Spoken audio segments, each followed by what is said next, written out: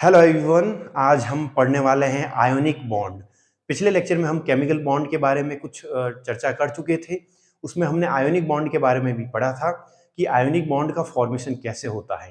तो आज हम पढ़ने वाले हैं कंडीशन फॉर आयोनिक बॉन्ड, कि जो ऐसी कौन सी कंडीशन रहे ताकि जो बनने वाला आयोनिक बॉन्ड है वो स्ट्रांग बने या फिर और बेटर बन सके। तो आज का हमारा टॉपिक क्या रहेगा? टॉपिक रहेगा हमारा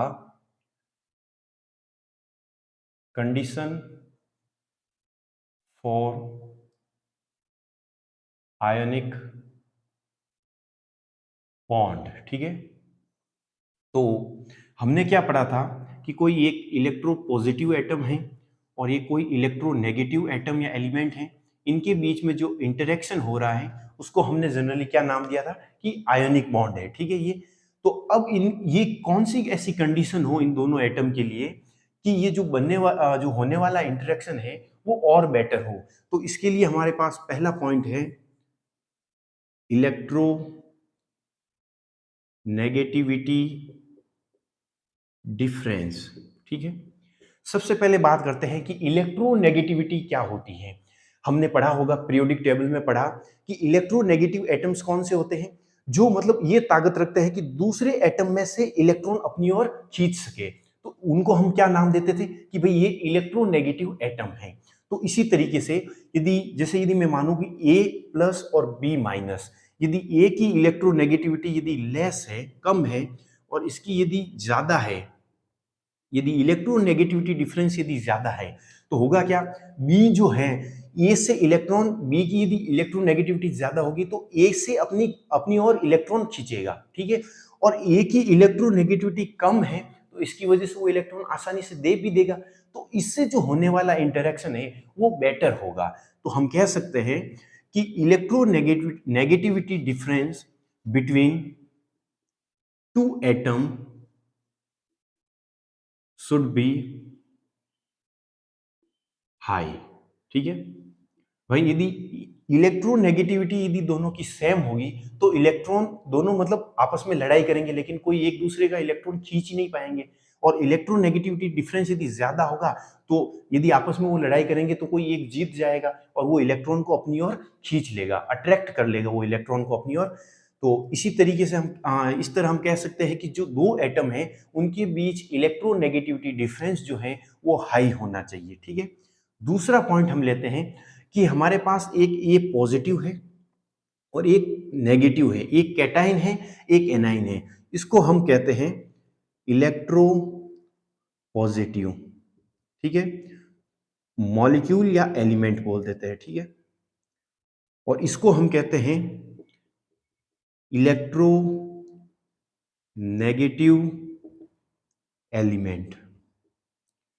अब बात करते हैं कि जो इलेक्ट्रो पॉजिटिव हमारे पास बना वो कैसे बना होगा, कि हमारे पास कोई ए एटम रहा होगा, उसके हमने वैलेंस शेल में से एक इलेक्ट्रॉन को रिमूव कर दिया होगा, तब हमारे पास क्या मिलकर क्या बन के तैयार हुआ होगा, हमारे पास बना होगा ए पॉजिटिव यानी इलेक्ट्रो पॉजिटिव। तो अब जो ए एटम में से ये इलेक्ट्रॉन रिमूव हुआ, इस इलेक्ट्रॉन को रिमूव करने के लिए हमें एनर्जी देनी पड़ती है एटम को, और उस एनर्जी का नाम क्या है, आयोनाइजेशन एनर्जी। उस एनर्जी को क्या कहते हैं, आयोनाइजेशन एनर्जी। क्या होती है ये, कि भाई जो कोई एटम है उसके आउटर मोस्ट सेल में से इलेक्ट्रॉन रिमूव करने के लिए दी जाने वाली एनर्जी। ठीक है, अब भाई जैसे ये एटम है, ये अपने आप तो इलेक्ट्रॉन को रिलीज करेगा नहीं, तो इसको हम क्या करेंगे, हल्की सी एनर्जी देंगे, और एनर्जी देने से क्या होगा, ये अपने आउटर मोस्ट सेल में से इलेक्ट्रॉन रिमूव कर देगा या फिर रिलीज कर देगा। तो जो आईई है, यदि ऐसा एटम हमारे पास हो जिसकी जो आयोनाइजेशन एनर्जी कम हो, यदि हल्की सी एनर्जी देने पर जो इलेक्ट्रॉन रिमूव कर दे तो वो क्या बना देगा, जल्दी से हमारे पास कैटाइन बना देगा। तो हमें क्या चाहिए, हमें कैटाइन और एनाइन ही तो चाहिए। तो जितना जल्दी कैटाइन बनेगा उतना जल्दी इंटरेक्शन शुरू होगा और उतना बढ़िया आयोनिक बॉन्ड बनेगा। तो हम कह सकते हैं कि जो हमारे पास जो ऐसा एटम होना चाहिए जिसकी आयोनाइजेशन एनर्जी हमेशा हमारे पास कम होनी चाहिए या फिर लेस होनी चाहिए। ठीक है, अब इसी तरीके से हम कहते हैं कि हमारे पास बी नेगेटिव कैसे बना होगा, कि हमारे पास बी एटम रहा होगा, उसके आउटर मोस्ट सेल में से एक इलेक्ट्रॉन हमने जोड़ा होगा, तो हमारे पास बी नेगेटिव इलेक्ट्रोनेगेटिव एलिमेंट बन के तैयार हो गया।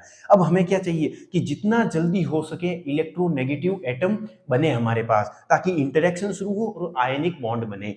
तो ये जो हम इलेक्ट्रॉन जोड़ते हैं किसी भी एटम के आउटर मोस्ट सेल में, उसको हम नाम देते हैं इलेक्ट्रॉन एफिनिटी। यानी कोई भी कोई भी एटम अपने आउटर मोस्ट सेल में कितना जल्दी इलेक्ट्रॉन एक्सेप्ट कर सके, तो वो एक्सेप्ट करेगा इलेक्ट्रॉन, तो वो एनर्जी रिलीज करेगा। तो वो एनर्जी को हम क्या नाम देते हैं, इलेक्ट्रॉन गेन एंथैल्पी। तो वो इलेक्ट्रॉन गेन एंथैल्पी जिस एटम की जितनी ज्यादा होगी, वो एटम हमारे लिए उतना बेटर होगा आयोनिक बॉन्ड बनाने के लिए। तो हम क्या कहते हैं कि इलेक्ट्रॉन इलेक्ट्रॉन गेन एंथैल्पी ये क्या होनी चाहिए, ये हाई होनी चाहिए। ठीक है, तो अगली हमारे पास कंडीशन क्या होगी कि एक ऐसा एटम हो हमारे पास जो जल्दी से अपने आउटर मोस्ट सेल में इलेक्ट्रॉन को एक्सेप्ट कर सके और एक्सेप्ट करके एनर्जी रिलीज करे। तो वो एनर्जी जितनी ज्यादा एनर्जी रिलीज करेगा, उतना हमारे लिए बेटर होगा, कि उतना हमारे लिए जल्दी इलेक्ट्रोनेगेटिव एटम बन के तैयार होगा।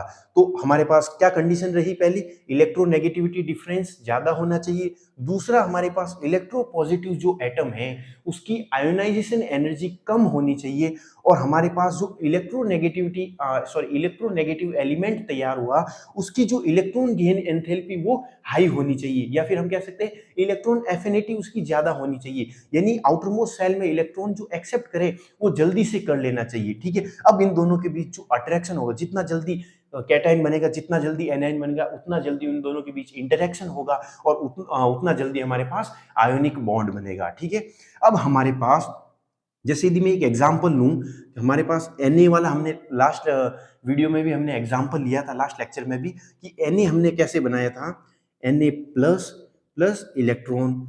तो इसकी जो है आयोनाइजेशन एनर्जी वो क्या रही होगी, वो कम रही होगी। ठीक है, और क्लोरीन जो है उसमें हमने आउटर मोस्ट सेल में एक इलेक्ट्रॉन ऐड किया और हमने बना दिया Cl माइनस। इसका मतलब इसकी इलेक्ट्रॉन गेन एंथैल्पी जो है वो हाई रही होगी, बिल्कुल हाई रही होगी, तभी तो इलेक्ट्रॉन जल्दी से उसने एक्सेप्ट किया और एनर्जी रिलीज की।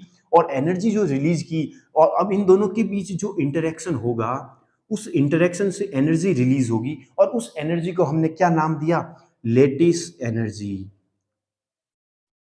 तो इसका मतलब ये जितना बेटर इंटरेक्शन होगा, उतनी ज्यादा एनर्जी रिलीज होगी, और वो एनर्जी जो है यानी उतनी ज्यादा लेटिस एनर्जी होगी। यानी जो हमारे पास ऐसा एटम हो, या फिर दो ऐसे एटम हो जिनके बीच बेटर इंटरेक्शन हो, और बेटर इंटरेक्शन जितना बढ़िया इंटरेक्शन होगा, उतनी ज्यादा एनर्जी रिलीज होगी, और उतनी ज्यादा उसकी लेटिस एनर्जी होगी।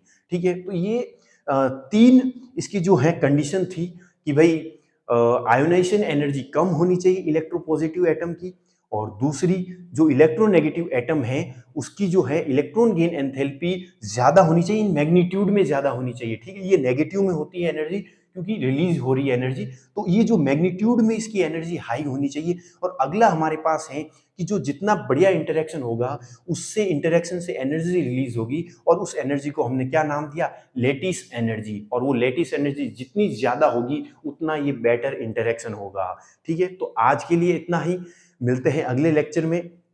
ये वीडियो कैसा लगा आप कमेंट बॉक्स में जरूर लिखकर बताएं, और यदि कोई सुझाव हो तो भी आप कमेंट बॉक्स में जरूर लिखें कि क्या सुधार हो सकता है वीडियो में। और कोई हमारे चैनल पे यदि पहली बार आया है, पहली बार वीडियो देख रहा है, तो इस चैनल को सब्सक्राइब करें।